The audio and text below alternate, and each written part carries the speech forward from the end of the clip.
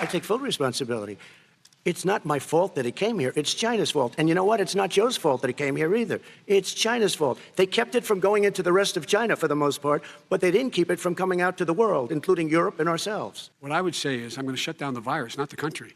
It's his ineptitude that caused the country to have to shut down in large part. Why businesses have gone under, why schools are closed, why so many people have lost their living, and why they're concerned. Those other concerns are real. That's why he should have been, instead of in a sand trap in a golf course, he should have been negotiating with Nancy Pelosi and the rest of the Democrats and Republicans about what to do about the acts they were passing for billions of dollars to make sure people had the capacity. I have not taken a penny from any foreign source ever in my life. We learned that this president paid 50 times the tax in China, has a secret bank account with China, does business in China, and in fact is talking about me taking money. I have not taken a single penny from any country whatsoever, ever. Number one. Number two, this is a president, I have released all of my tax returns, 22 years. Go look at them. 22 years of my tax return. You have not released a single solitary year of your tax return. What are you hiding? Why are you unwilling? President Trump, your response. First of all, I called my accountants under audit. I'm going to release them as soon as we can. I want to do it, and it'll show how successful, how great this company is. But much more importantly than that, people were saying $750. I asked them a week ago, I said, what did I pay? They said, sir, you prepaid tens of millions of dollars. I prepaid my tax. Tens over the last number of years.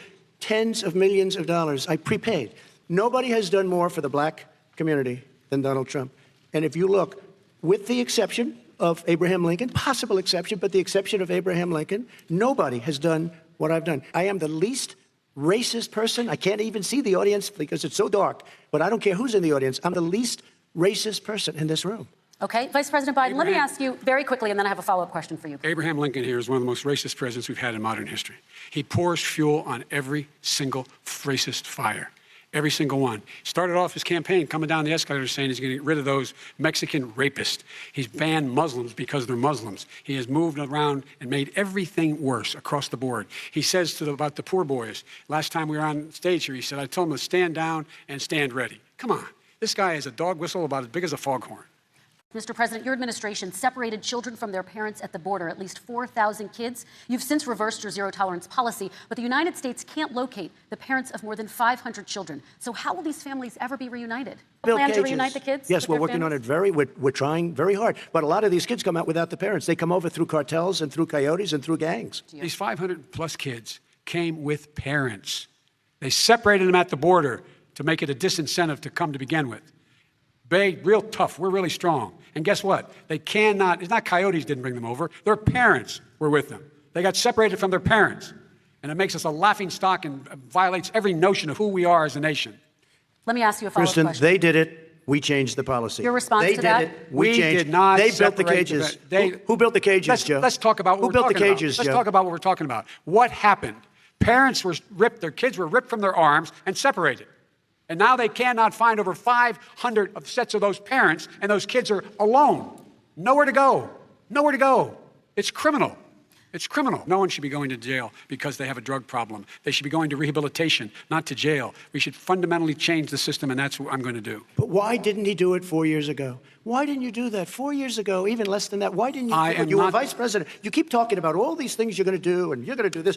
But you were there just a short time ago, and you guys did nothing. We did. You know, Joe, I ran because of you. I ran because of Barack Obama, because you did a poor job. If I thought you did a good job, I would have never run. I would have never run. I ran because of you. I'm looking at you now. You're a politician. I ran because of you. All right, Vice President Biden, your response to that, and then I do have some questions for both of you. Well, I tell you what, I hope he does look at me, because what's happening here is you know who I am. You know who he is.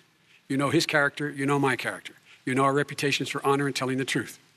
I am anxious to have this race. I am anxious to see this take place. The character of the country is on the ballot. Our character is on the ballot. Look at us closely. We have to make our country totally successful as it was prior to the plague coming in from China.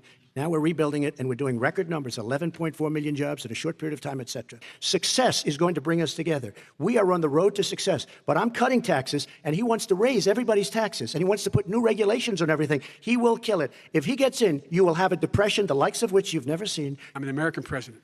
I represent all of you, whether you voted for me or against me, and I'm going to make sure that you're represented. I'm going to give you hope. We're going to move. We're going to choose science over fiction. We're going to choose hope over fear. We're going to choose to move forward because we have enormous opportunities.